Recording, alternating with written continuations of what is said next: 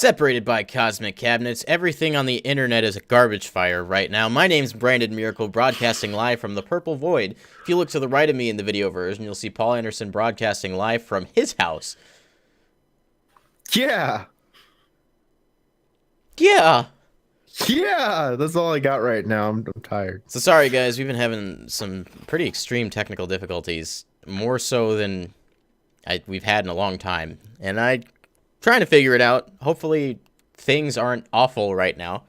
If so, just let me know in the chat so we can iron some things out as we go. This time, we're probably just going to go to the end because things look not as broken as before. But this is the Nintendo Stuff Podcast, episode 13, recorded live on September 28th?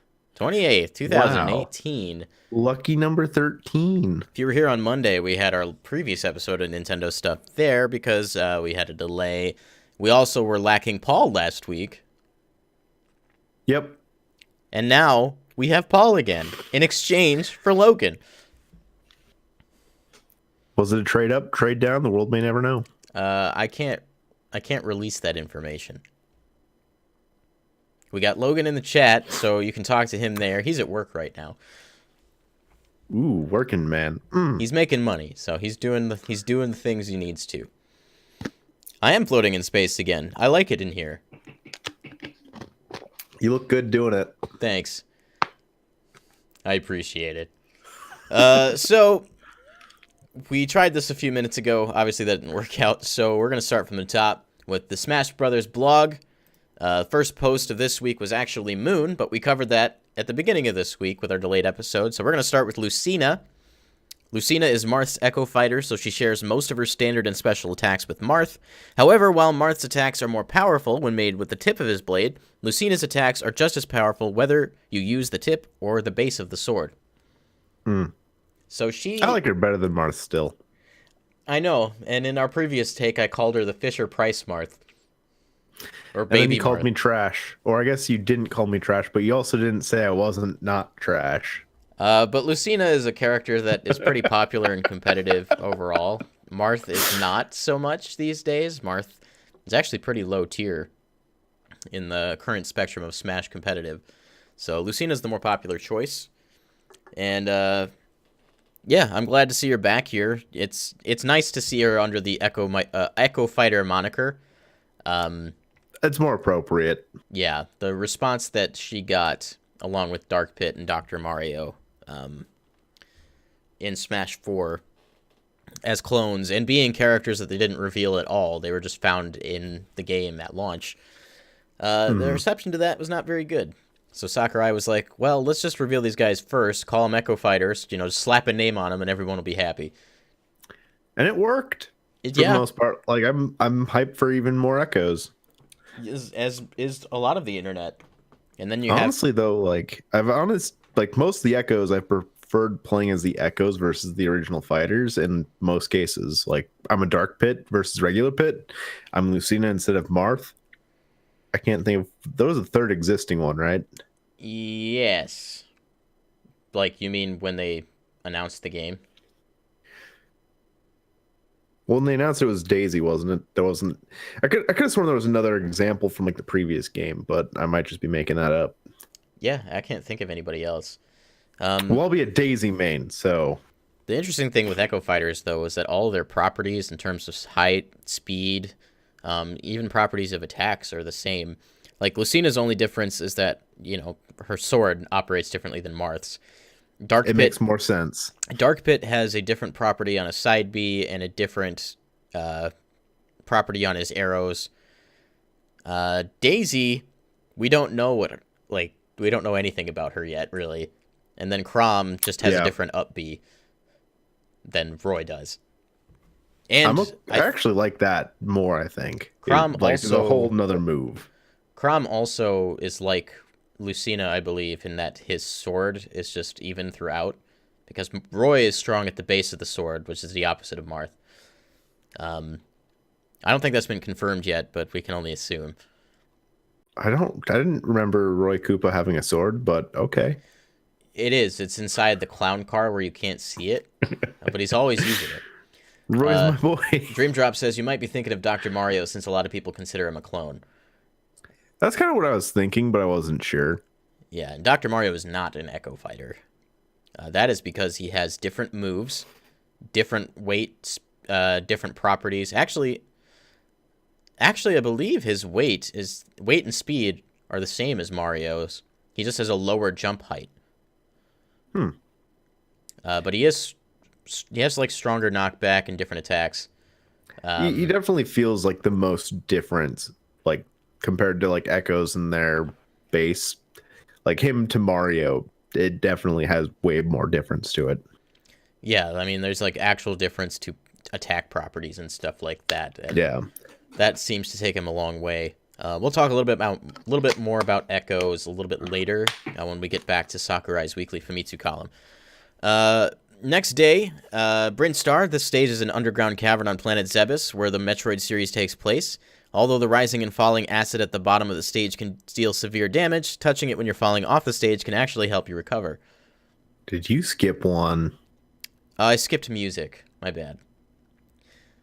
Can we actually listen to it this time? We'll talk about the stage and then go back to the music. Okay. So this is returning from Melee, and in the previous take we talked about how this is kind of just like a further evolution of the stage that they made for Smash 64, because it's essentially the same thing. Mm-hmm. It's a classic stage. Zeebs. Yeah, good old Zeebs. It's a classic stage. I love the way it works. Like you have the different properties of the stage that can break, and then the platforms will disconnect, and then the two centerpieces of the stage will be removed from one another. This stage has never been... I've always enjoyed this one. Yeah, I've always enjoyed this stage. It's never been particularly offensive to me as someone who prefers to play in a competitive style. Mm-hmm. So yeah, I'm glad to see that it's back. Looks I've great. also been saved by the acid more than once, so... Yes, as have I. So yeah, glad to see that back. What's up, Sandman? Jumping back a little bit, today's music, you can now check out Battle, Steven. Whether or not you struggled with Steven's Steel-type Pokemon, you are sure to enjoy Sociabe's arrangement. This is a song that was in Pokemon Omega Ruby and Alpha Sapphire. It rocks. Yeah, we didn't listen to it until we were doing the show the last time. We're prepared this time. We've listened to it ahead of time, and we enjoy it. It slipped past me, but yeah. It is good. It's a rockier theme. Definitely fits with the idea that Sakurai wants to include more songs that are upbeat and better suited for fighting. I think this fits the bill. Yeah. And for being a Pokemon theme, really good.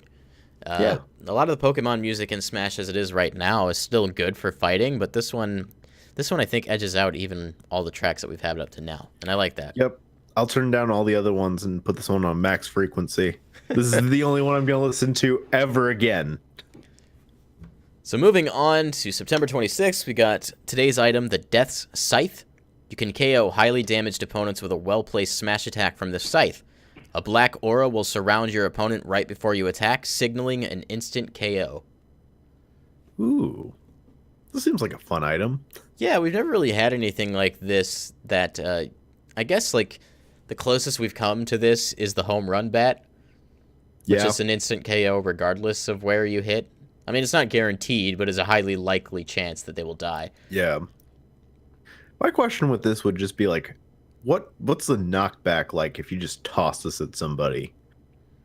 That's a good question. I almost think that there probably would be very minimal knockback to make up for the fact that, you know, it's an instant death if you land a smash attack at a high percent. True. It You also- definitely shouldn't be easy to get that hidden, but I'm hoping that it's still something that you can just like chuck at people and just ruin their day. Yeah. I mean, the throwing it wouldn't result in an instant death, but at the very least, the damage or the knockback would be nice to have. Yeah, a cool addition to Smash Brothers. I feel like the items that they're adding in this entry are a lot more varied than in previous ones. Mm-hmm. Because we have This feels like more on brand for this game too, because Death Scythe, everybody's just dying. Yeah. Fits with all those trailers. My wallet died in the Isabelle trailer. Tom Nook killed our spirits. Speaking of high percents, though, the final post for this week is Lucario. Lucario is the only fighter whose attack power increases as it takes damage. A fighter that truly shines when in a pinch. Choose Lucario for a thrilling battle. And He's just saying. He's just straight up Goku. There's your Goku, guys. He's in Smash. I mean, he's technically been in Smash since Brawl. For those of you who don't know, Lucario is voiced by Sean Schemmel, the English voice actor of Goku. I've always liked Lucario's damage property. He's had this since Brawl, actually. And it makes you feel really powerful when you have high damage. And one of the coolest things is when you have high damage Lucario, your aura sphere can actually become larger than it could before. So that's like your one-to-one, oh, I am actually getting more powerful. Look at me go. Wasn't there a mod? Not that we know anything about mods, but wasn't there one where you could replace him with where he's wearing Goku's costume? I'm pretty sure. I'd be surprised if there wasn't. It'd be nice, don't give us Goku. Don't just give us straight up Goku, but maybe give us that costume. I think that'd be a fun nod to it. That would be dope. If we don't get Goku at all, I would definitely take that as a replacement. And if we get nothing Goku related, period, I'd be okay with that as well. Wow, man. Just tell people how you really feel. Don't expect Goku. That's all I'm saying. That's fair. That brings us to the end of the Smash blog for this week. But not done with the Smash news. There was an interesting post from Source Gaming. It's Sakurai's thoughts on the Kingdom Hearts series, and I wanted to talk about this since I recently became a Kingdom Hearts fan, and Paul, you've been going back through the games again. Yep. So Sakurai says, congratulations on your 15-year anniversary. The Kirby series turns 25 this year, as it were. Although the nature of our respective games may differ, as someone who has also worked on several collaborative titles, I understand all too well how difficult they can be. My hat goes off to Nomura and his staff for putting together a tale jam-packed with content every single time. I look forward to another entry in the series. Such a nice little, congrats. Yeah, and it also brings up another interesting thing. And of course, we're always going to go this direction when Sakurai says anything, but Sakurai tends to put his own personal interests in Super Smash Bros. We saw that with Shulk and the Xenoblade series.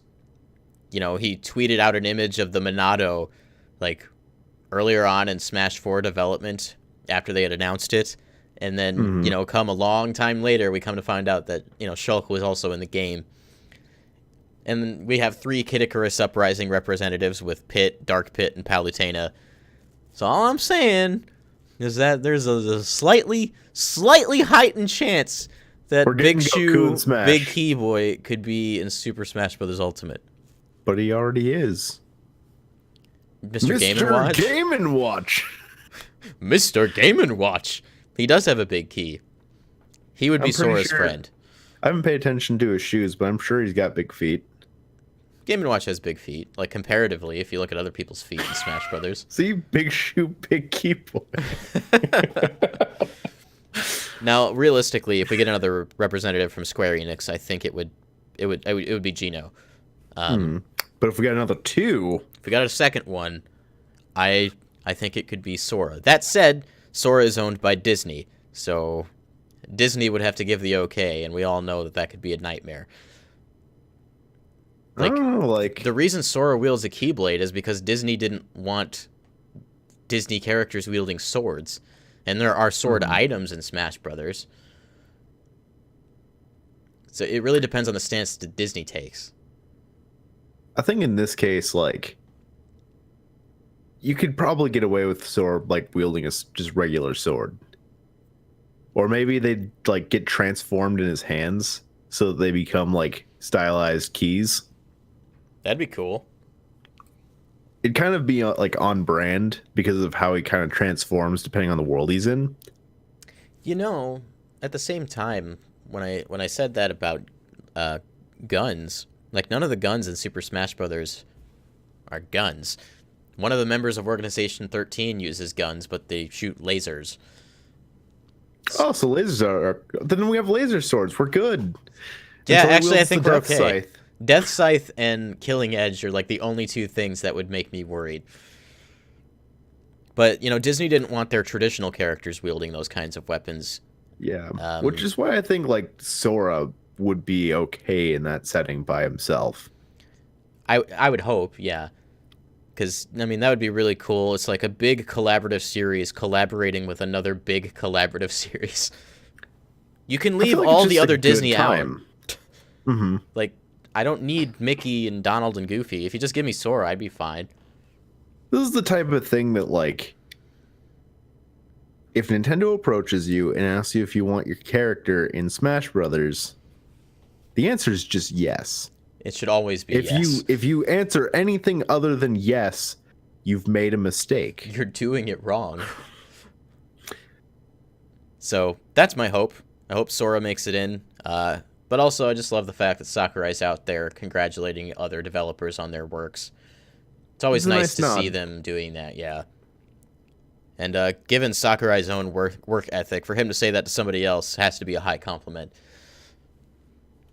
And we know Nomura has a high work ethic. I've been listening to Wizard and the Bruiser off of your recommendation, and I listened to their Kingdom Hearts episode.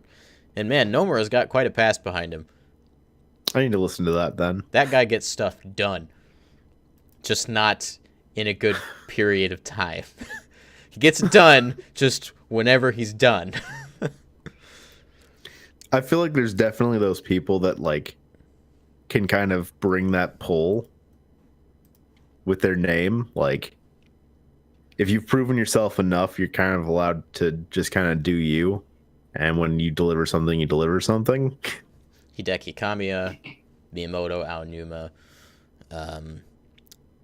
Kojima. He walks up, like, you just do whatever he wants. Nomura himself. Yeah, there's plenty of developers who fall under that at this point. A little bit more Smash news. Sakurai's Famitsu column came back this week after being delayed a week because of the earthquake in Japan. So they had to resubmit a new draft to kind of account for all of those changes. That said, there's a couple things out of here that I kind of wanted to point out. First of all, and this might come as a blow to some of you guys, just Sakurai setting expectations. I got tissues somewhere. Sakurai says, however, this comes from Nintendo Everything, by the way. However, it'd be incorrect to say that we are going to keep releasing information on new fighters until the game's release. Up until now, we've been revealing characters one after another a bit too quickly, so we're going to show some restraint from this point on. So he's just, at this point, he's telling you, hey, we are really reaching the end, and we don't have a lot more to tell you, so we're going to wait a little bit. I'm kind of surprised, but at the same time, like, they already went and revealed more characters than I thought they were going to. So, like, at this point, anything else they throw out, like, okay, I'm good. I'm cool with that, but there are going to be people out there who are saying, like, oh, Sakurai lies all the time because he wants to surprise people. And that's fine. If that's what he's doing, great. But you should not be disappointed if he's telling you the truth. I mean, if he just one more newcomer and, like, maybe an Ekko or two, like, whatever. That's cool. That's way more than I was ever expecting. It was cool at E3. It was cool that one Nintendo Direct where they just revealed a dozen characters for no reason. Yeah. Really, at any point since we've known about this game, they could have just released it at the stage that it was, and I would have been fine with it. Yeah. But it just keeps getting bigger and bigger, and I just keep getting happier and happier. Right. So that's one thing I wanted to point out from this. He also talked about Isabelle, obviously. A couple interesting things about that. He says, you might notice that in Super Smash Bros. Ultimate, Isabelle is lacking in any honorifics or titles like Ms. It's the same for other characters, too. Bowser and DDD aren't referred to as King, and Peach and Zelda likewise aren't referred to as Princess. As a rule, we try to only use the fighters and names themselves. Of course, you're free to call her Miss Isabelle if you'd like. I'd just call her Isabelle, though. So I thought that was a neat little tidbit. It's also interesting. He's disrespectful. It's also interesting because some of those honorifics wouldn't translate to other localizations of the game. Like, it's not Ms. Isabelle here in America or in the English version of Animal Crossing, and we don't call him King Bowser or King. We do call him King Dedede, I guess, and then Princess Zelda and Princess Peach. But it's not fluid. It's not equivalent across the whole roster. It's definitely a smoother change, I think. Yeah, so interesting for him to bring that up. And then there's a lot more here we could go over, but he talks about Ekko Fighters for a bit. He says, while Isabelle as a fighter is based on Villager, the items that she can use are different. For instance, she can ride on a swing carried by balloons as opposed to Villager's balloon trip move. That being said, she is by no means an Ekko Fighter for Villager. At the core of the matter, Isabelle and Villager differ greatly in terms of both their physiques and their character natures. To that end, we couldn't make Isabelle an Ekko Fighter. The way they move is also different. There isn't a single shared movement. This is Sakurai being like, guys, she's different. If people were still on the fence about that after seeing that trailer, like, I'm sorry, you're slow. I mean, there are It moves... took me like one or two instances, and I'm like, oh, she's different. Cool. Yeah, and the way he talks about it, he still says that she's based on Villager. That probably means that she didn't take as much time as develop as just a full-on newcomer. Not to say that she isn't a full-on newcomer, but, she's built off of something else. Well, you know what? She's an Ekko and Smash 5 is port. Still port. That hurts my brain. So if you're out there in the world thinking that Isabelle stole a slot from somebody else, 1, you're dumb, and 2, you're wrong. That Ekko stole a slot from a Monster Hunter. Okay, you're not dumb. I'm just cheesing. Yeah, and those are probably the coolest things that came out of this Famitsu column. We could probably spend like an hour on its own just talking about what he says here. Oh, so you want a third podcast now? Yes. So you might have heard about this little game on iOS and Android called Dragalia Lost. It is now number 10 on the top grossing chart on iOS. The mobile game developed by Nintendo is co-developed by another company. That name slips my mind at the moment. But for those of you who don't know, it's a top-down action RPG / gacha game.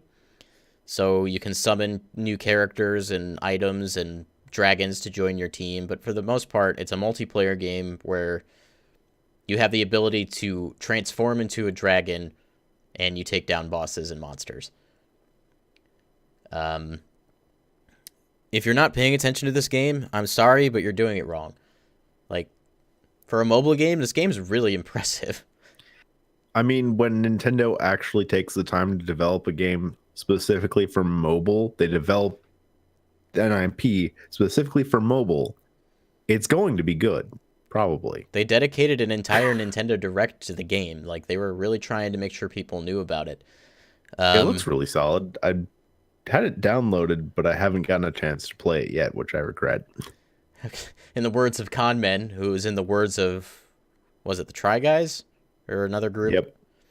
It's so good! I played it for like an hour and a half last night, really expecting just to kind of turn it on, check it out, and be like, all right, I'm done.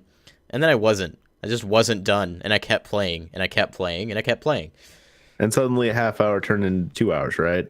Right. Turned into 4 hours, which turned into not sleeping. I already have like 12 or 13 different characters in my roster, and every time you unlock a new character, you actually unlock a story for that character specifically that you can then partake in. When you started with 12 or 13, I thought you were going to say hours into it. I was actually starting to get concerned for you. I'm really glad it's just 12 or 13 characters. But the really cool thing about this is that once you get to Chapter 2, Mission number 2, you can play online cooperatively with your friends or randos. And I wish I had friends to play online with. It's simultaneous, too, so it's a really interactive experience. The way you control your character is you drag on the touch screen, and then a little arrow comes out from the point that you touch, and then follows your finger wherever you drag. It's kind of like a joystick. And then you just tap the screen to attack when you're close to a monster. And then there's like little special attacks that you can activate just by pressing their icons on the bottom of the screen.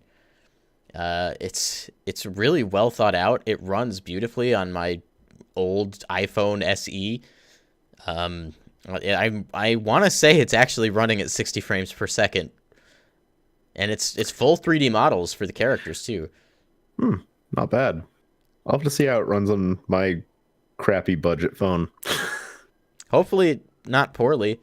The cutscenes are voice acted, something I wasn't expecting. Oh wow, is Sean in it? Not that I've seen yet. No, he is playing it though because it's Monster Collection. I have 3 dragons right now. The one that you start the game with. I have a second dragon who's a little red fire dragon boy, and then Did you call him fire?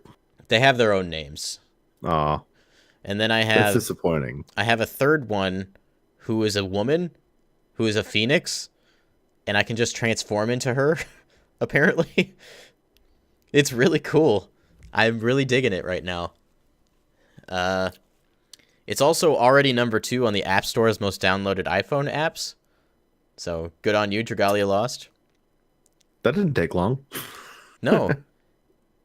So it's free to try. You don't really have to pay. I mean, there are, pay-to-play options in there, but for the most part... I'm gonna buy all the dragons! For the most part, the game gives you everything you need to just play without paying, which is nice. I mean, a little over 2 hours in, and it's given me more than enough to continue upgrading myself and all that kind of stuff. I'm sure as I go farther, it will take longer to do those things.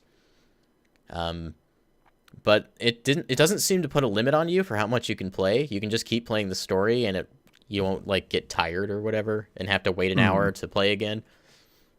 Oh, that's nice. It's just really nicely set up. And yeah, Conman, the game does have a good story. I'm actually invested in what's happening. Another thing I was not expecting to happen. So if you haven't tried Dragalia Lost, go ahead and go on the iOS store or the App Store and then Google Play and check it out, because I think they got something really special here. I have already gotten to the point where I want to see this game represented in Smash Brothers in some way.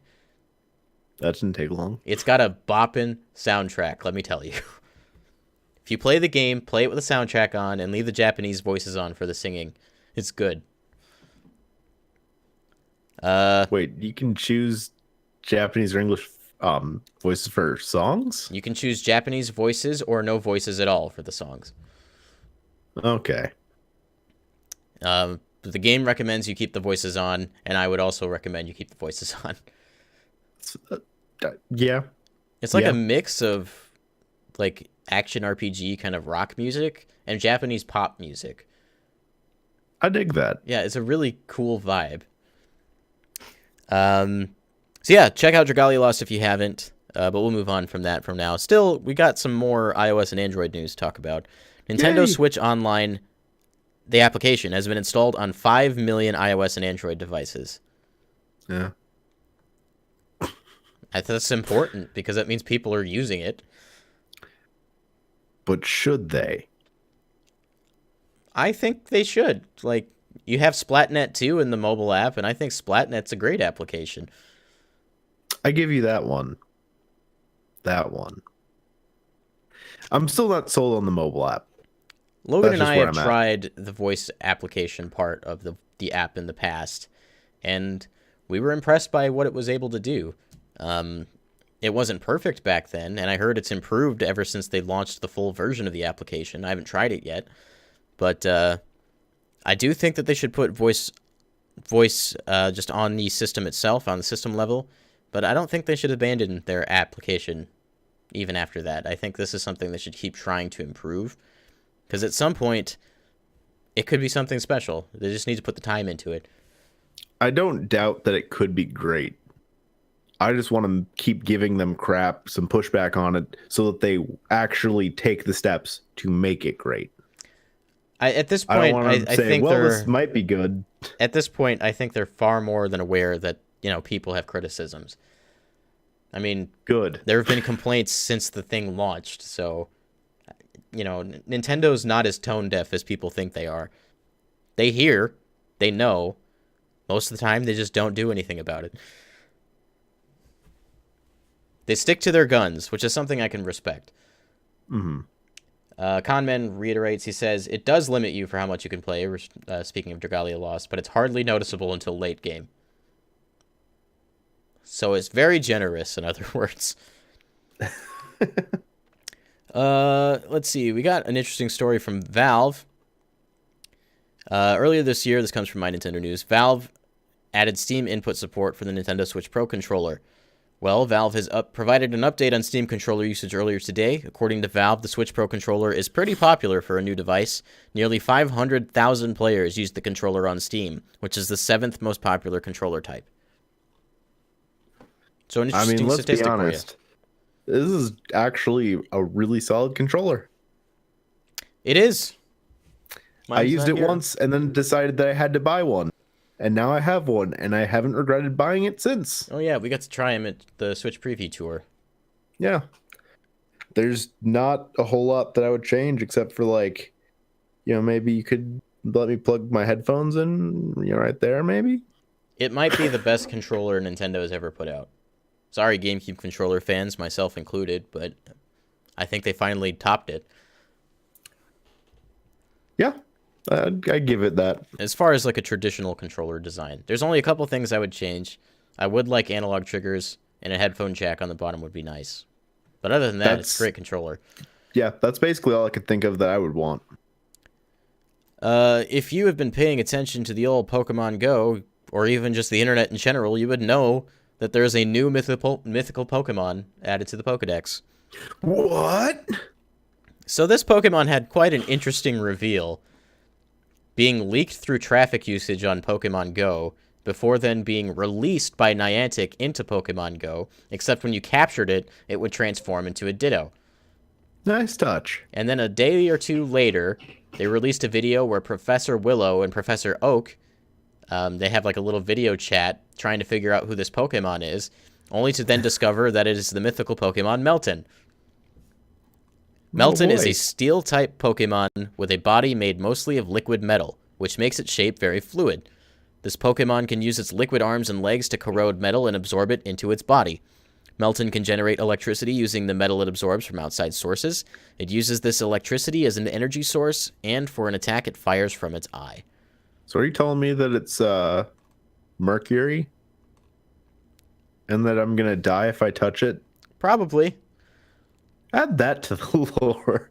We have a Pokemon that's actually well, I guess it's not original, because, like, muck. Yeah. Still. Here's a Pokemon you can't touch because you're just going to die. Personally, I really like this Pokemon design. It's weird, but it's really cute at the same time. It's also, like, still super haven't tiny. Figured out how I feel about it. Definitely super tiny, though. I like the fact that its body is made out of melted metal or liquid metal, because that's really cool. Like, I would have never thought to make a Pokemon designed after that. I mean, once you hear like the description of it too, like this Pokemon is metal. Yes, in every sense of the word. I think the way that they introduced this Pokemon was super cool. Probably the coolest way they've ever done it ever. Yeah. And that just shows you how closely tied they're making the series to Pokemon Go, which is not as bad of a thing as everyone wants to make it out to be.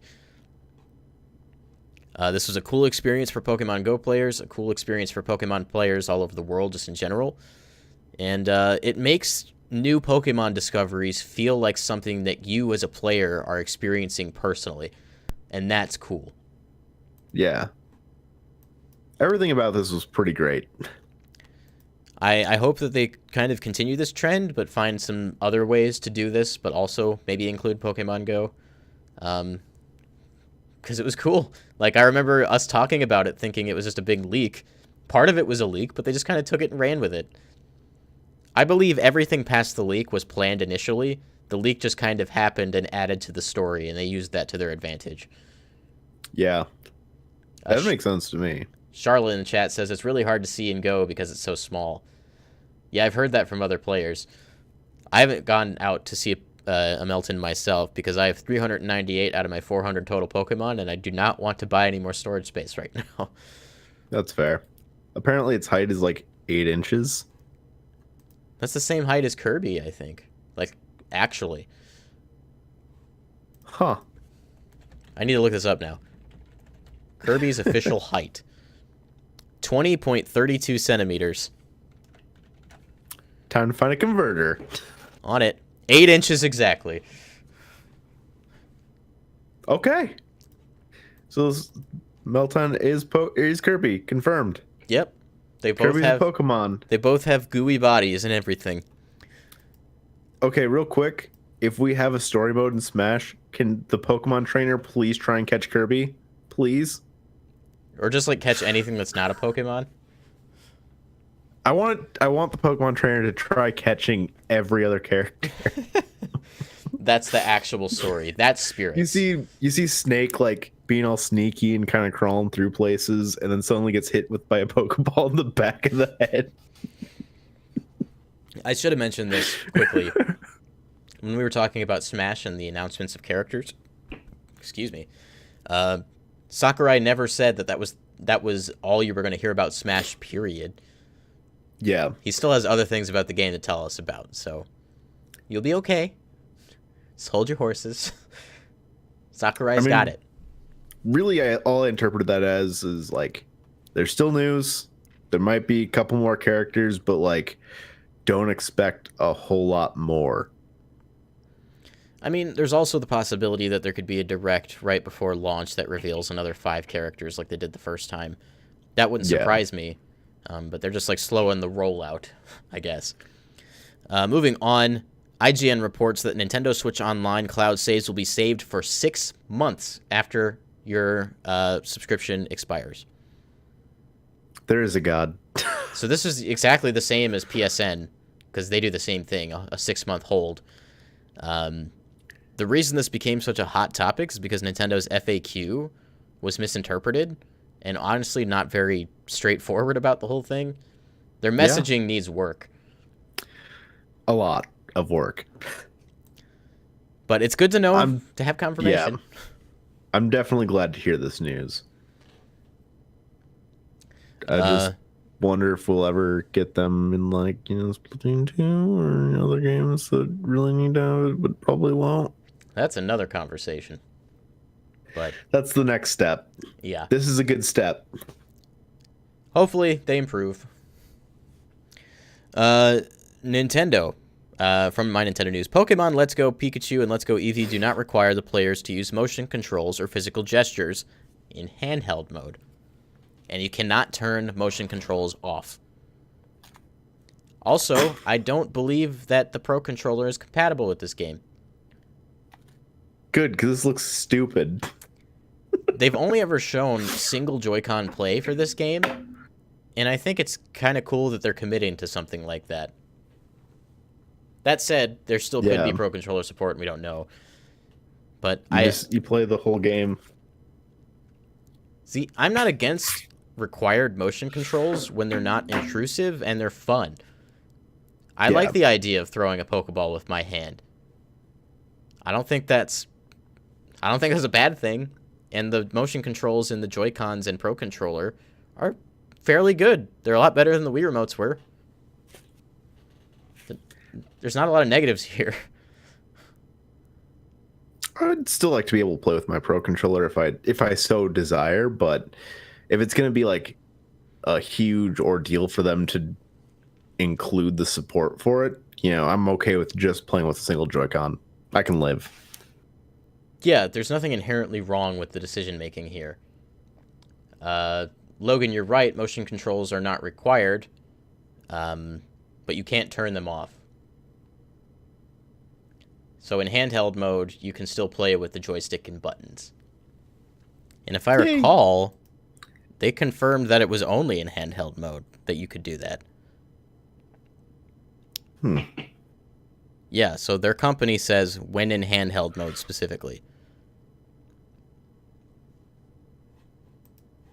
But maybe we'll find out differently sooner or later. It's not that far from launch. We'll find out eventually, come November.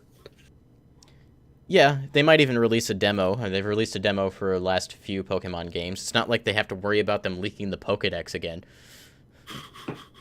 We know what Pokemon are in this game.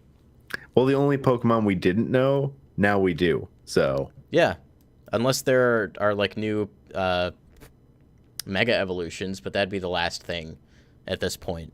And at this point, I don't expect new Mega Evolutions. I also wouldn't be very upset if more got leaked. It's not like I sit here hoping, praying that there's new Mega Evolutions in the next Pokemon. I don't like freak out when I hear announcements for new Mega Evolutions, so if they don't have any, or if it gets leaked, oh well. I don't even freak out when there's not a lot of new Pokemon added to a generation, but apparently that's a thing people get really upset about. And I'm like, honestly, I couldn't care any less. They could release a new generation with no new Pokemon, and I'd still probably play it. I'd actually maybe prefer that. Just me, but I think in X and Y, they only added like 60 Pokemon to the Pokedex. And I was like, okay, sure.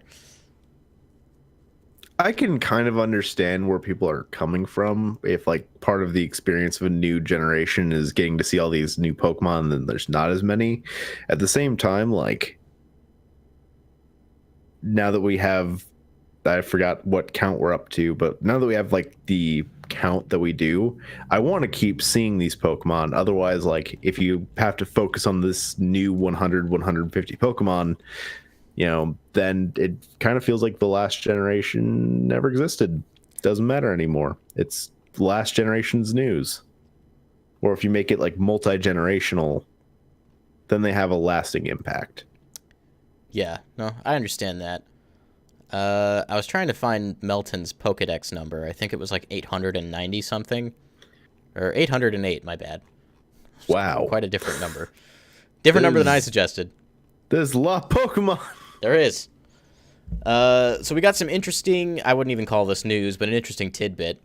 Jeff Keely, the host and I guess you'd call him the director of the Game Awards, a great program that he's been putting on for the last several years. If you're not watching the Game Awards and you're a game fan, you should check it out because he's really honestly trying to do something cool for the community, and I think he's doing a great job.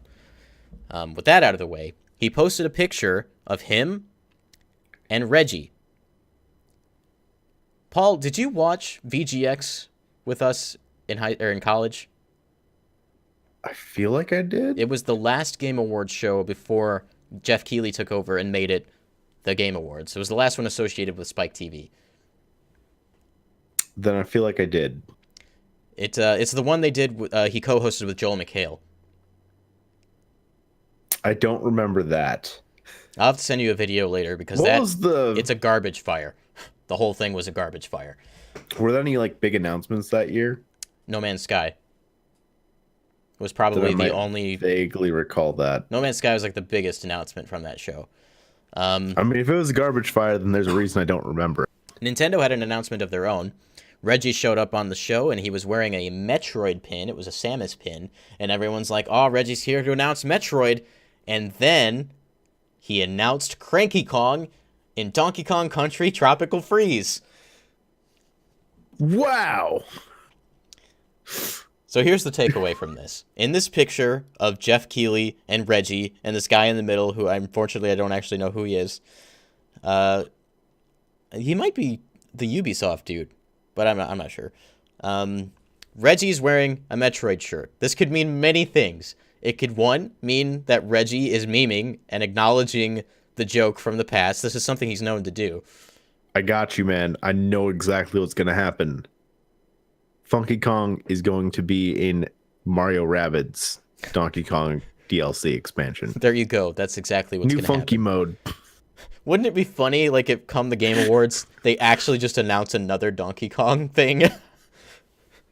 If he's wearing a Metroid shirt, like that is genuinely amazing. Here's what I think's actually going to happen. And I've talked about this on the show before, in a previous Nintendo Stuff podcast, but Nintendo has been bringing some pretty killer announcements to the Game Awards for the last few years. We got, like, the first footage of The Legend of Zelda Breath of the Wild ever since it was announced at E3, like, years ago. That was at the Game Awards, which was great. I remember that one. Super Mario Maker. They announced that Super Mario Maker would feature Super Mario Bros. 3, Super Mario World, and New Super Mario Bros. U in a really cool trailer that they premiered during the Game Awards. The year after that, they didn't show anything, I believe. And then the year after that was Bayonetta 3. I think it was Bayonetta 1 and 2 coming to Switch, Bayonetta 3, and The Legend of Zelda Breath of the Wild Champions DLC.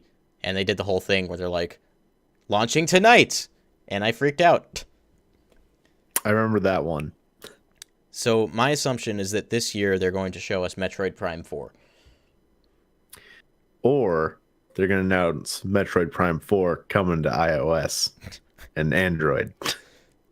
In earnest, everybody wants Metroid Prime in their hands. In earnest, I do think that we will see Metroid Prime 4 at the Game Awards this December. It's a good time to show that off, I think.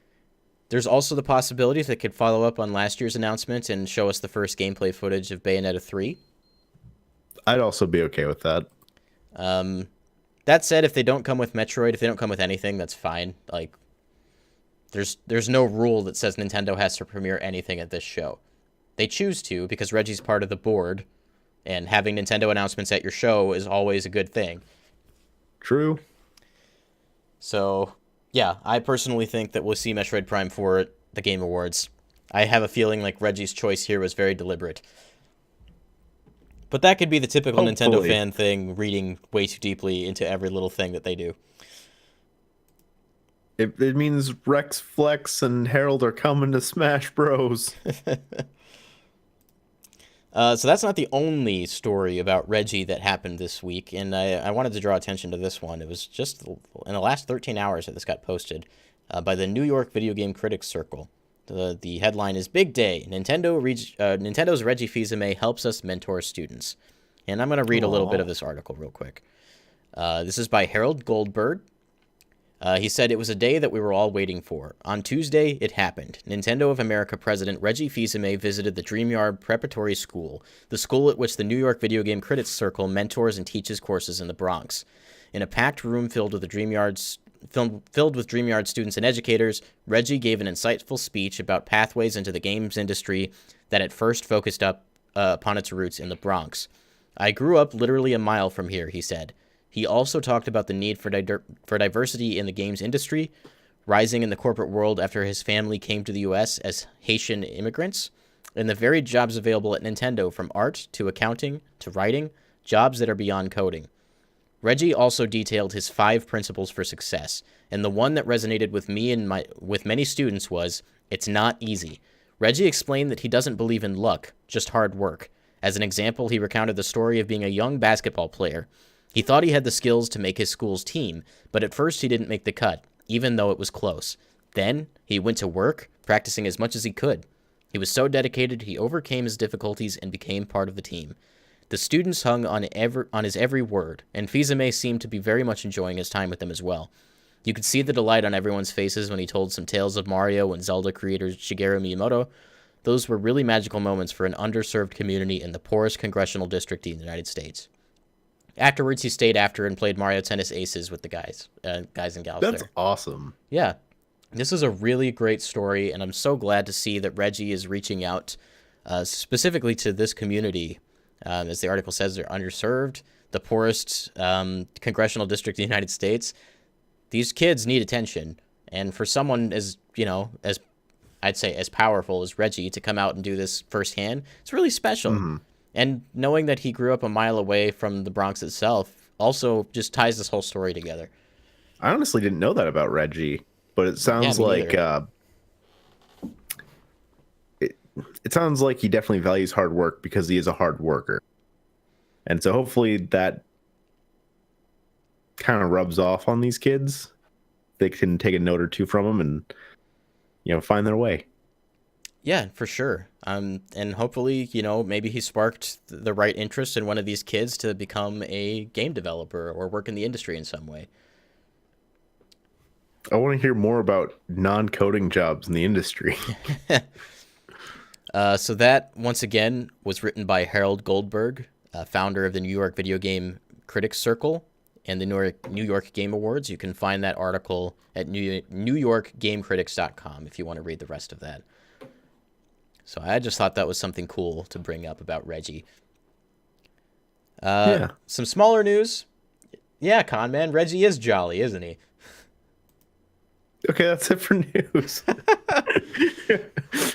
So Nintendo of America announces that Yokai Watch 3 is coming to Nintendo 3DS in February 2019.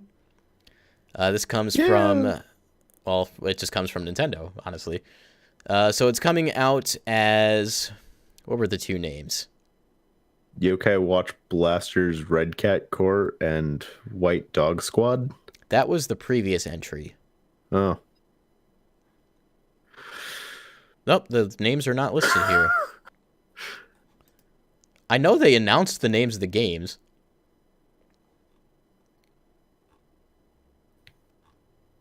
No, I can't find it. Oh well, if someone else can find that for me. They're coming to the 3DS anyway. Who cares? Well, that said, Yokai Watch was already announced for Nintendo Switch. Oh, That's cool. already happening. That was announced like months ago at this point.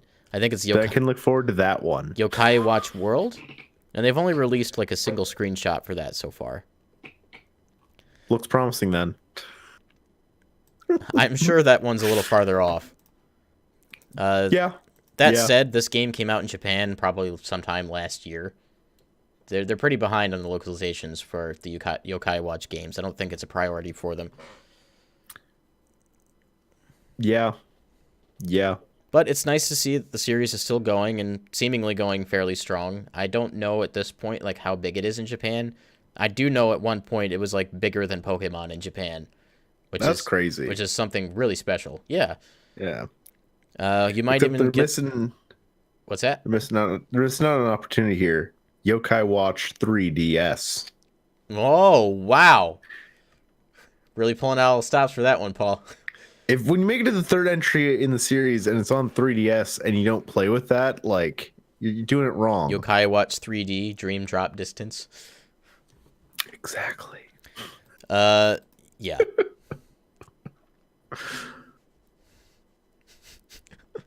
Had to shake my head at that one. Splatoon 2 gets a big ink explosion weapon. We were talking about this quite a bit in our Discord server. Link to that in the description below. But so we saw this in the trailer during the Nintendo Direct. There's going to be a new Splatoon 2 special where the character goes like to the center of the map. I assume they go to the center of the map. That's the only way we've seen it so far. They put their hand up in the air and they start charging an ink bomb. Send me your booyahs! And that's the cool thing, right? Like, this is a direct reference to the Spirit Bomb from Dragon Ball Z. You have to send booyahs. Well, the person charging it has to booyah to charge it. But your friends can also booyah to make the attack more powerful. I don't remember the exact specifics of it. But essentially, you're gathering energy for the attack. And then they one-arm throw the bomb somewhere on the field. And it's called the Booyah Bomb. In Japanese, it's called the Nice Dama. And if you're a fan of Dragon Ball Z, you might know that the Japanese name of the Spirit Bomb is Genki Dama. So this is a direct reference in pretty much every place that they could find. I like this a whole lot. Yeah, it's really cool. It looks cool. It's an awesome attack. I just love the fact that you have to use booyahs in order to make the attack stronger and to charge it up. That's such a nice touch. Yeah. Next, we need stingrays to come out of their hands, and we need clashes. Okay, so here's what happens. Once activated, charge it up faster by signaling Booyah. Teammates can also get a small bonus to their special meter with Booyah rally cries of their own. So they're actually charging their own specials, which is kind of cool. Can I get an Inkling Goku costume now? Saiyan armor. I'll take Saiyan armor. That looks so good in Splatoon. That's not completely out of the realm of possibilities. One of our last Splatfests might even be Dragon Ball related. Please? I'd be really into that. I mean, you look at the last Nintendo Direct, and the trailer for Splatoon 2 was actually just an anime intro parody. A great one at that. Their marketing team knows what's up. Yeah. Another thing to note about Splatoon 2, I forget the date. I think it's in early October. The final stage will be added to the game. Oh no. It's the stage that we saw in the trailer for Splatoon 2 during the Nintendo Direct, so we are approaching the end of content for Splatoon 2. It's been a good run. Yeah. I mean, we still have Splatfests until July of next year, at the very least. But, yeah, it's been a nice run. They extended the DLC a little bit this time like they did with the first game. And there's so much stuff packed into the game as it is, like, it's done. They're fine. They could leave it here and we're good.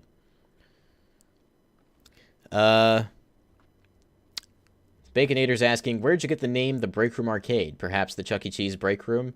Keep in mind, I haven't worked at Chuck E. Cheese's in like 8 years. Or no, 6 years. Jeez.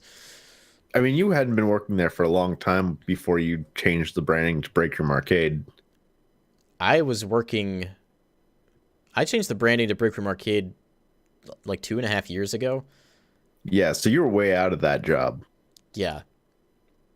Where did you get it from? I got it from the Office Max Break Room. I call it the Break Fair Room enough. Arcade because it's kind of a multifaceted thing. Like, I want the Break Room Arcade to be a place that people can go to relax, just hang out with us and have a good time, take a break from their daily lives. But also, it is a metaphorical break room for myself, Paul, and Logan, where we can come here, get away from our day jobs, and do what we love to do, and take a break from our real lives. Where does the arcade come from? Where? I don't know where the arcade part comes from. We don't play games. What are video games anyway? Yeah. Wii U gamepad.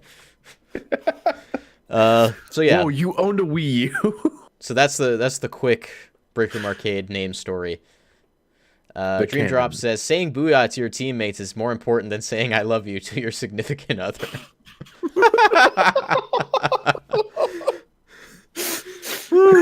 Good stuff. Booyah! And this last first-party Nintendo story is not super important, but I think it does have interesting implications. It's the most important. Right. You can now get the conductor wig outfit in Super Mario Odyssey. Yes. Okay, so like they're still adding costumes to Super Mario Odyssey. And they're still doing like the hint art that they'll do like through the Twitter accounts, and then you can go find it in the game and get it like a coin bonus or something. Mm-hmm. So they're still supporting this game. So I think we're still at a point where they could announce DLC and it wouldn't feel too late. Mm-hmm. We're approaching the 1 year anniversary next month, October 21st, I want to say. Here's the thing though. They could announce DLC for Odyssey like 5 years from now, and I'd still be like, "Oh, hey, there's a DLC for Odyssey. I need to go back and play that." Yeah, I'd pretty much be the same way. I'd take a second and be like, "Wait, why did they wait till now to do this?" But then I probably would stop questioning it and go play it instead. It's a good point. I think if this wait gets any longer for DLC for Super Mario Odyssey, we might just end up with Super Mario Odyssey 2. I'm also okay with that. Yeah, like I don't care what route they decide to go with. I'd be more than okay with Super Mario Odyssey 2 if that just means there's more content. Super Mario Odyssey Sunshine. Let us play as Luigi, please. We got to play as Luigi for like 4 mainline 3D Mario games in a row, and then you give us Odyssey and take it away again. But like, You couldn't play as Luigi in Super Mario 64. can I get Flood back though? He's my homie. Like, if they do a Delfino Island Kingdom, and we've talked about this before, it's still on the globe.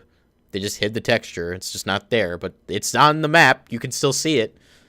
On the map, on the map, on the map. I have a feeling, like, if they bring us the Isle Delfino map, they're going to do it and give us Flood to go with it, just as, like, a single kingdom ability. I'd be okay. That's all I need. I just need some Sunshine love. Actually, and you're not just gonna throw Cappy at Flood and play as Flood. Okay. That's probably what'll happen. Actually, No, I'm gonna bet on actually, that. What's actually going to happen is they bring the Delfino world, and the only moon in the entire level is through the Plinko game. The pachinko thing. That's still just as broken. If it's just as broken, I would actually think that's funny.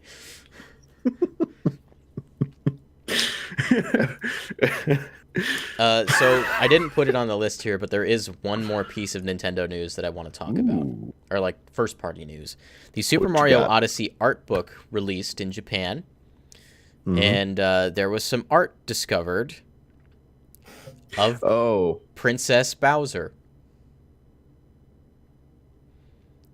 Bowsette was something that Nintendo came up with well before the internet got a hold of that idea.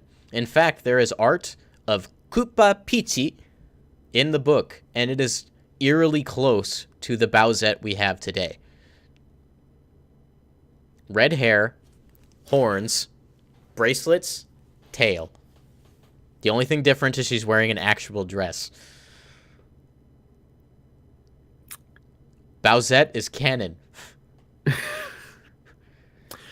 I mean, I wouldn't be surprised if, like, after this whole thing ran rampant, this is something we'd probably end up seeing eventually. It's weird, though, because of the timing. Like, obviously, this book was already printed by the time Bowsette became a thing. And, like, Nintendo responded to Bowsette yesterday, I think, and their official response was no comment. Honestly, I wouldn't have even given an official response. I would just... I feel like they did that as a joke, almost at the same time. Mm-hmm. Like, they knew that their Bowser Princess Peach was in the book, and that this was all going to happen. Just like the timing of this is unbelievable. All I'm saying, though, is that, like, at some point, I need to know, where did Bowser Jr. come from? This has been a burning question since Sunshine, and now I feel like I've kind of gotten it. The internet's solution might not be the one, but... Well, let's think about it. Close. Yoshi is a boy, but Yoshi lays eggs. And where do Yoshis come from? Eggs. Piccolo. Eggs. Namek. Eggs. Namek. All I'm saying is that Bowser probably just birthed Bowser Jr. by himself. Just like the saddest pregnancy you could ever have. I spit up a child. But we can't forget that officially Shigeru Miyamoto is Bowser Jr.'s mother.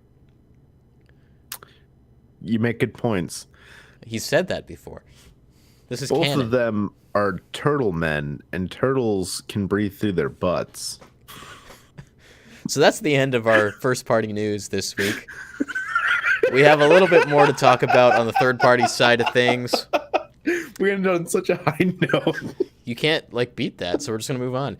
Divinity Original Sin 2 is coming to Nintendo Switch, which is funny because this is something Logan and I were talking about not even that long ago, because we want to play the game, but I don't think we were fully committed just, like, sitting on PC and playing it that way. We're like, well, this would be perfect for Switch. And a week later, oh, here it is. It's on Switch now. Do you know about this game, Would you look Paul? at that? I feel like I've heard you guys talk about it, but I wasn't paying too close attention to it. Imagine 4-player D&D, but it's a video game, and you can do whatever you want. Oh, cool. Yeah, it's pretty cool. That was cool ones.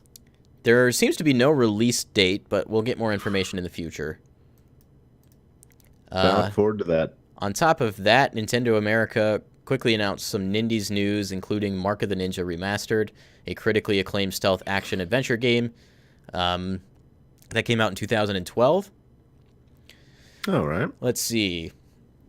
Travis Strikes Again, No More Heroes is launching on January 18th.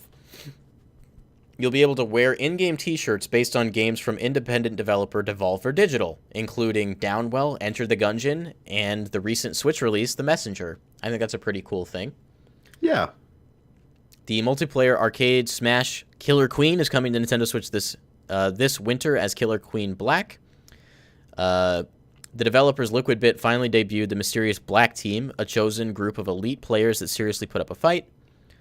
And Royal fans who own Shovel Knight Treasure Trove will be able to play Shovel Knight Showdown, a free expansion of the game when it arrives on Nintendo Switch next year. The expansion features 16 playable Shovel Knight characters in one-on-one duels, frantic 4-player free-for-alls, and competitive team battles, among other fun gameplay modes. So that's a pretty significant addition to Shovel Knight, I think. Yeah.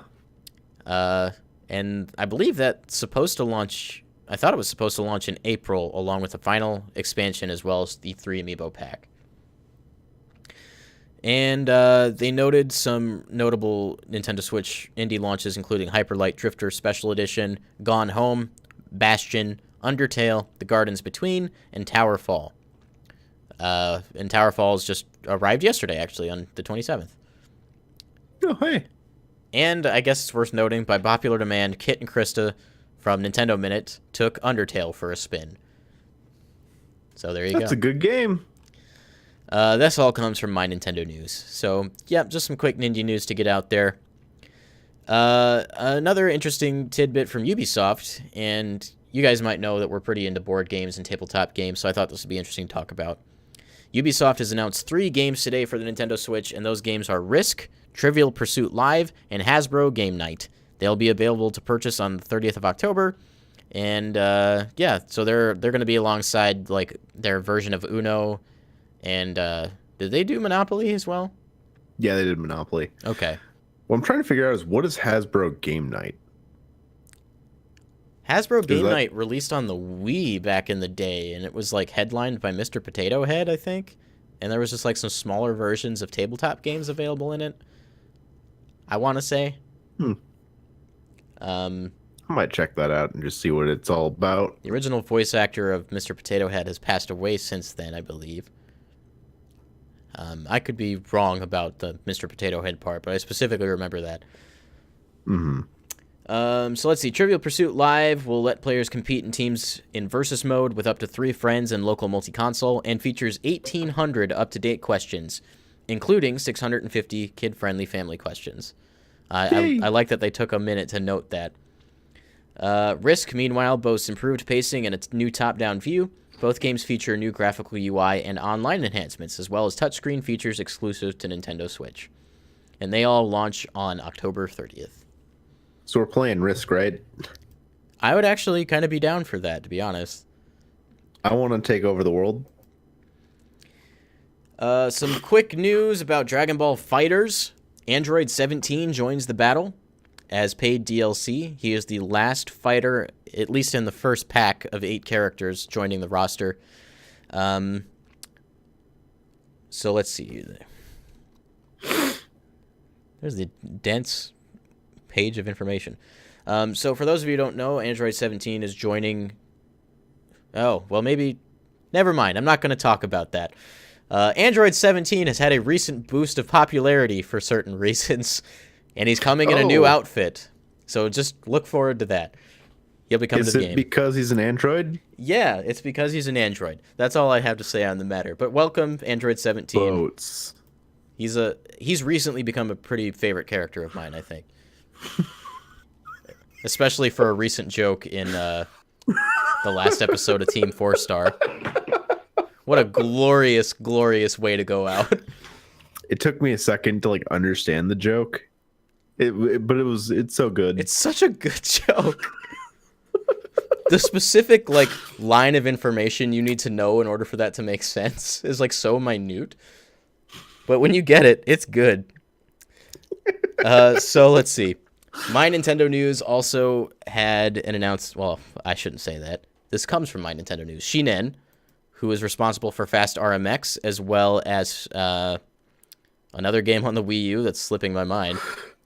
But they've revealed what they're working on, and that is Art of Balance for the Nintendo Switch. This is a game that came out on Wii U, and as far as I'm aware, this is just a port. I don't believe it's a new entry. I was a port once. That said, I've played Art of Balance on Wii U, I want to say, and I thought it was pretty cool. It's like a really tranquil experience in terms of the atmosphere. And it's all about stacking things and making them stand up straight without falling over.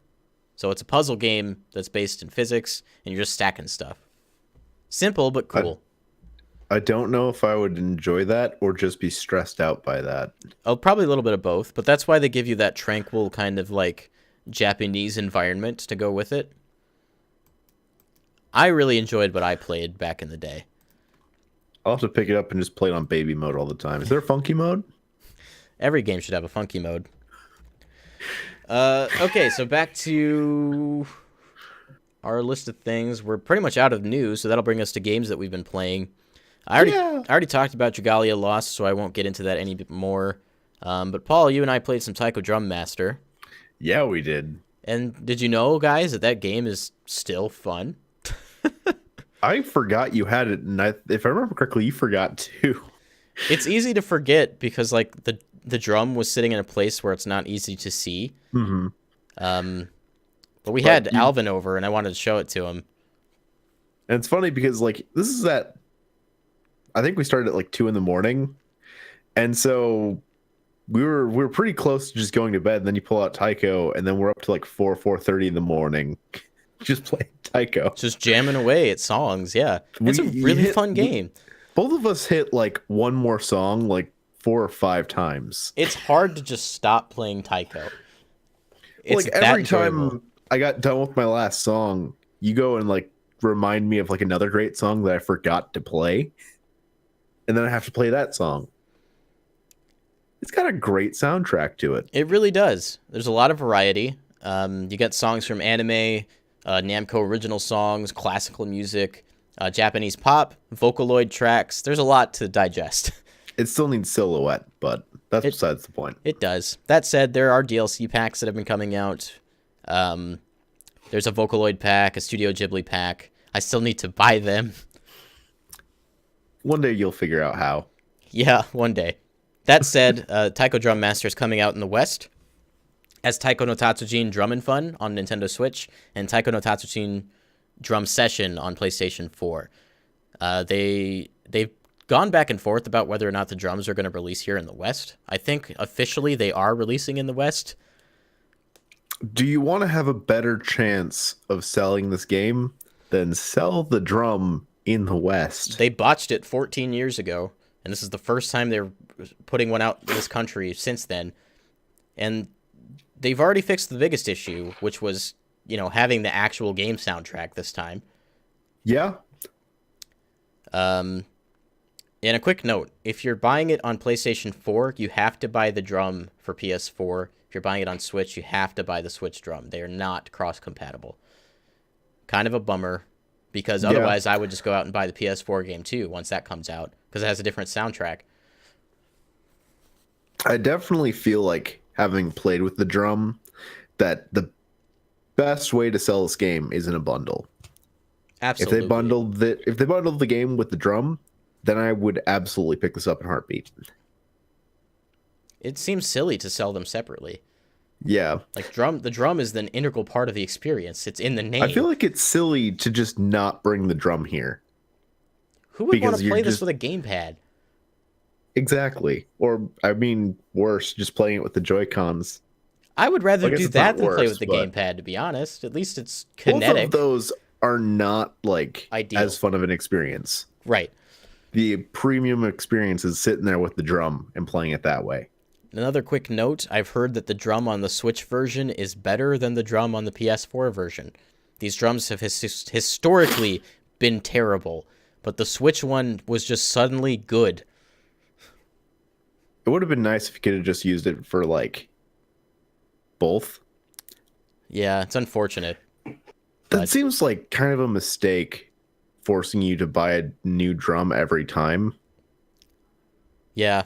I mean, we don't know, like, whether this is a problem between the companies or, like, if this is a deliberate decision by Bandai Namco to make more money. Who knows? I'd hope that they would know better, but... Taiko is a cash cow for them, so who knows? But, like, in Japan, sure. They're probably crazy enough to buy a drum for every system they own. For the West, like, if you want this game to, like... pick up like one drum that works for both and then forces you to buy 2 copies of the different games. Yeah.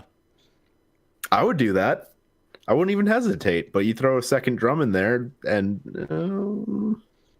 Yeah, I'd be more than happy to buy both versions of the game, but having to buy another drum, that's the line in the sand for me. yeah. But that said, Taiko's coming out next month. I implore you, if you like rhythm games even a little bit, give it a shot, because I think you'll find it's pretty fun. That said, if you live in an apartment, or if you live with your parents, maybe don't, because it is a loud game. If you can't hit the drum, because the drum is very loud for being a plastic toy, maybe this isn't the one for you. Like, it's easy enough for me because I own my own house, and I can annoy my wife if I feel like it. But, but I understand not everyone has the same living situation, so just throwing that out. And then, Paul, you played a little bit more than me. What else you got? Well, you also played this, just Oh, right. I guess together, and then you did it separately too. Super Smash Brothers for Wii U. We've been playing a lot of this to hold us over till Smash Ultimate comes out. Well, I talked about this on Monday, but you weren't here. But I mean, you also played it since then, right? yeah, for the stream, I guess. Exactly. Smash 4 still a fun game? I was like, is there more? Are you done? I wasn't. I was just building anticipation. I guess. Let people Okay. linger on my words. What else you got? So on top of that, there's Super Mario Bros. 3, which I'm not good at classic games, but when you have them suspension points, Yeah. I was able to make it to World 4 so far, and that's just like in a very short amount of time of just casually playing. Just kind of bopping into that NES Online app. The NES games that run really well, by the way. Probably one of the only good things about the whole thing. It was weird too, because like the first experience with it was at your house. And so I had my Switch sitting in tabletop mode in front of me. Brandon, you were playing on your TV, which was behind my handheld. And I was able to just like, we were playing online. I was able to just control myself through your TV. I did get clarification through Josiah that since we were playing on the same internet connection, that we were essentially playing LAN in terms of connectivity. But that said, That's still impressive. it's still impressive, and like from what I've heard from other people, it runs really well just across connections. But if you have a bad connection, just in general, you're gonna have a bad time. So that will always affect you if you have a bad connection. So go in with expectations of that. Speaking of expectations, we decided to play NES Baseball. That was fun. Was it? I can't tell. It was fun for like 10 minutes. I don't think I enjoyed myself. Of course, I also lost pretty miserably, but I got like almost a grand slam in like the first 3 or 4 hits or something. I didn't get a single home run the entire time. I mean, you scored, but you didn't get a home run. But like, what would have happened if I would have gotten the home run though? Oh, and you Would've got scored mercy some more. ruled. Yeah. Game got called on you. And that is never a good feeling. So I might have a biased opinion on this, but I will say this. For being an NES game as a sports simulator, there are some impressive things going on in that game design, I think. yeah. The way that you could control your runners going back and forth between bases, like the way that you would input to throw the ball, and even the batting I thought was pretty impressive, because you could like stop your bat in any part of the animation for a bunt, and just like at any point, and I was like, okay, that's kind of cool. I think I'd have more faith in SNES Baseball. I had one of the SNES baseball games, and I remembered enjoying it. That said, like, you have to kind of look at this through the lens of the time, and that's hard to do when we were kind of after that. Given the time this was made, like, this was a solid game. And I mean, we did actually manage to sit there and play a whole game. I think probably somewhere in the 5th inning, we just kind of like stopped. Why are we still playing this? And then we And then we continued. Yeah. It was shortly after that that Mercy Rule got called, too. Yeah. But I mean, still, it's impressive that we made it. Like, it took 7 innings. We sat there and played 7 innings of NES baseball. I think it was more curiosity than anything, rather than desire. Well, at some point, like, you were up. I think you, at like every point, you were always like 4 ahead of me. And soon as I started figuring out, like, catching up, you got another home run and got like another 3 points on the board. Yeah. It was too far gone by that point. What was the final score? It was like 4-8, 3-8. I remember having 8 at the end. That's all I remember. I feel like I could have come back. Yeah, it was weird that it got called because, like, you were definitely not far enough away that it would have been a lock for me. Like, there was a chance for you to win. Now I never got the opportunity. I'm always just gonna be bitter about it. So if we're talking in the lens of 2018, NES Baseball is not a good game. There are better games than NES Baseball. But if you're sitting on the couch next to your friend, you got your Switch Online subscription, and you just want to like hate yourself for an hour, NES Baseball. Or goof off. There's fun to be had somewhere in there. I think you could still find a way to enjoy it. I feel like we found a way to enjoy it. I'm surprised we didn't like use our little cursors and like clap on the screen, which might be my favorite feature of NES Online right now. It's so dumb, but it's the kind of Nintendo dumb I can get behind. I definitely would say like NES Baseball. Now that we've played it, I never need to play it again, but I'm glad we played it. Yeah, we might as well experience the thing we're paying for. Yeah, next time we'll play football. Tecmo Bowl. Yeah, I actually remember having that cartridge going up. It was a popular game, I remember. I hear about it a lot. Cool. And then, like Paul said, I did play some Smash 4 on stream here on the channel a few days ago. Played some For Glory. Had a good time. Won about 50% of the time. But 50% of the time, all the time. Yeah. That said, I had a great time. I actually look forward to playing some For Glory on Smash Ultimate. I made a purchase in preparation for that. The Nintendo Switch Look at you go. Ethernet adapter. There were other Ethernet adapters I could have gone with that were cheaper, but I saw a lot of reviews that said that this is a very reliable adapter, and I was definitely more concerned about reliability and efficiency than I was about price. Mm-hmm. So this cost me $30, but that's something I'm okay with spending. All things considered, that's not terrible. No, it's definitely not. So I'll probably try this out, maybe even after the stream today, or maybe a little bit later, just to get a feel for it, see how well it works.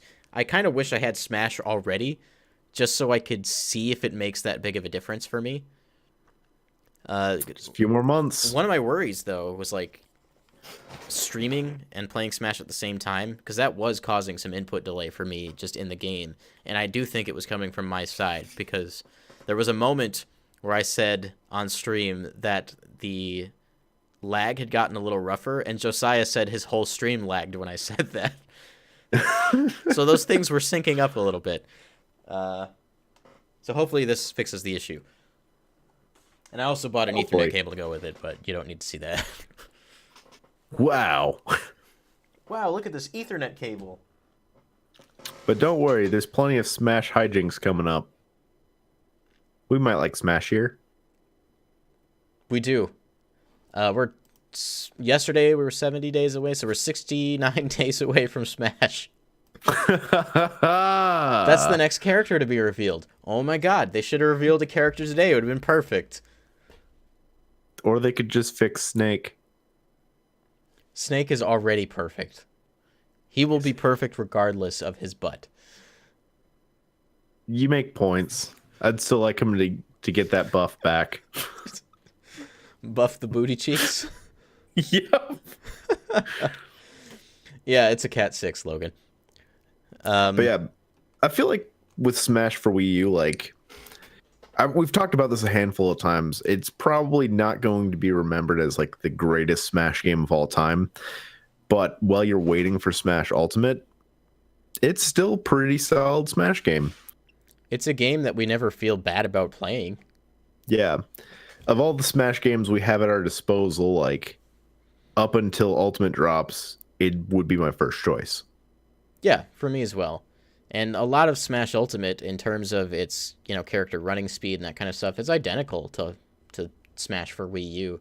It's just all the other changes that Sakurai's made that makes the game feel faster, which is good. Charlotte says, just about 70 days. I've got a countdown. Well, I'm ready. I feel like the formula was close with Wii U. Yeah, me as well. I mean, Sakurai has said before that, if it... Well, he didn't say this directly, but the 3DS version, if that hadn't existed, Smash for Wii U would probably be what Smash Ultimate is right now in terms of gameplay mechanics. Just something the 3DS couldn't, handle. Yeah.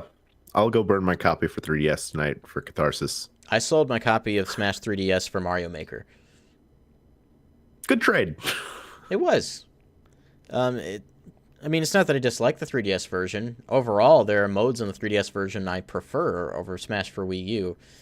It's just not the optimal way to play with friends, and that will always be my end game for Smash, is to play with friends. Yeah. Smash for 3DS was weird because, like, I played it, I was glad to have it, and then Smash for Wii U came out, and I never touched it again after that. I went back a few times for Smash Run, but not super frequently. Like, Smash Run is something I'd like to have on Ultimate, because I feel like that's a mode that got underappreciated for being on 3DS. That's fair. And we ended up with Smash Tour on Wii U. Why? Like, I do like the idea of having Smash on the go, but I think Switch is the way. It's the life. It's the truth. Yeah, I mean, Smash Ultimate is technically a sequel to Wii U and 3DS because it's console and handheld. Presumably runs in 60 FPS on both versions. That's the dream. Like, you can't get any better than that, honestly. Yeah. Sakurai's this is what delivering. I wanted. Imagine, like, we could play full-on Smash Brothers, like, unhindered, on a car trip, just like in the back seat of the car. They have that new portable charger that has like a USB port on it, so you can still play with your GameCube controllers. Beckfist says Smash Tour was a mistake. It wasn't completely a mistake, because it did give you the ability to play as different characters in a single match, and now that's something you can just do in Ultimate. It was the first step to that. I'm cool with that. I really just like this concept, though, of like being able to take Smash with you just for the Smash scene itself. Like, you can just show up somewhere. If you have like one or two people that have Switches and like copies of it, you just agree to meet somewhere, and you got the Smash scene. Yeah, we could play basketball in the middle of the night in the city, and then we could take a break at halftime, go over to the benches, and play Smash Ultimate together. We could pretend to play basketball in the middle of the night, but really just be gathered to play Smash Brothers in a basketball court in the middle of the night. Imagine, like, we stood in line for, honestly, not that long, like an hour and a half tops after... Oh, no, I guess it would have been a couple hours if you count the time before the doors open. But once the doors were open, we were not in line for very long. We got through that line very quickly. But the whole time we were waiting to play Smash Ultimate, in a world where Smash Ultimate was already out, we could have been in line playing Smash Ultimate. Well, like, you just think about like Smash and the way it brings people together, and you applied that to a console that you can take anywhere. And I just see like a lot of really great potential stories down the road for, people that were just playing Smash in a random place, and then someone saw they were playing Smash and asked to join. And then you just make friends. Yeah. Like, imagine college if you had a Switch and you're just anywhere you went, you're playing Smash, and people just wanted to join. And instant friends. Like, exactly. That happened with us just playing Smash Melee in the lounge. And we were stuck in a specific building. Yeah. Eventually, we ended up with like a huge crowd of like 16, 17 people. It was like our first or second week at Greenville. I remember that. Yeah, it was like a couple days. Yeah, We man. just kept doing it for weeks in. And here we are, like years after we've left college, and now there's a new generation of people who play Smash there with their own scene. Smash is powerful stuff, man. Yeah. But like I said, like now this can happen spontaneously everywhere. It's not a matter of like, oh, hey, I was walking through the building, I saw a bunch of kids with GameCube controllers and saw they were playing Smash and joined them. It's like, oh yeah, I was drinking coffee at Starbucks and I saw a dude at the other tables playing Smash, and so I started playing Smash with him. Oh, like Smash Ultimate has that new message icon. I'm wondering if there will be like a PictoChat like service where you could ping people that are near you who are playing Smash to alert them that you're also playing Smash if you want to play with them. That'd be cool. That'd be a really, really nice touch. Yeah, you could just be sitting there and then suddenly you get a ping and you're like, someone wants to play Smash, and you look around, try to find the guy with the Switch. I feel like that would be like the missing alternative to like Street Pass. Yeah. Like that sense of community you get when you just like look down at your 3DS and suddenly have a Street Pass. Mm-hmm. But then it takes that element and it just like directly applies it to games. And I really, really appreciate that concept. Like just imagine that with Monster Hunter in Japan. Oh, yeah, that'd be perfect. It'd be crazy. You would get pinged a lot. I really hope that that's what that message feature is all about, alongside just being like an actual message feature for your friends and whatnot. That'd be cool. Yeah. I look forward to seeing what this like what happens to the Smash community when you can take Smash with you anywhere. I think we're in for an interesting future in the Smash community. I definitely look forward to the competitive scene. Something I'm personally invested in. Mm-hmm. And, I think I talked about this before, but Armada, a prominent Smash player, considered one of the gods of Smash, recently announced his retirement from Melee singles. I think, Melee is kind of on the downturn right now. Ultimate's going to take over for a little while.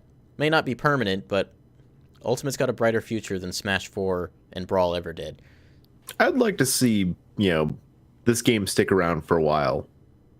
Be a thing. Coexist. Yeah. Like, there's room for Melee and Smash Ultimate.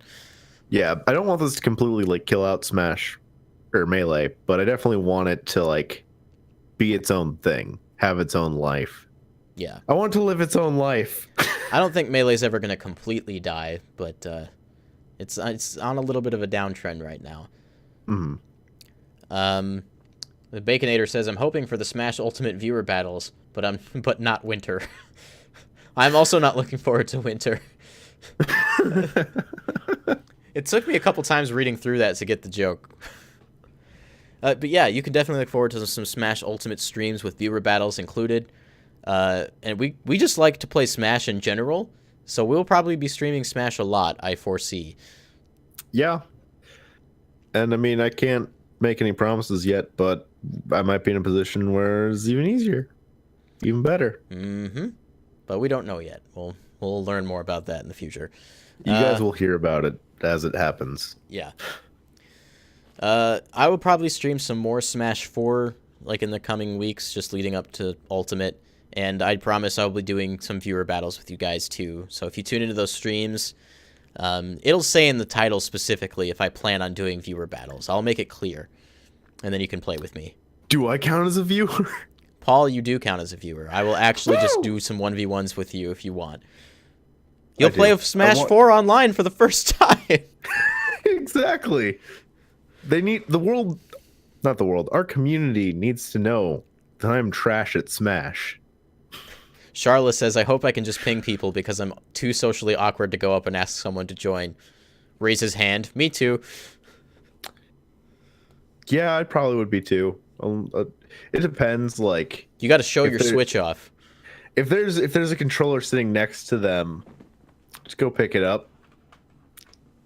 You just got to walk up and you got to be like,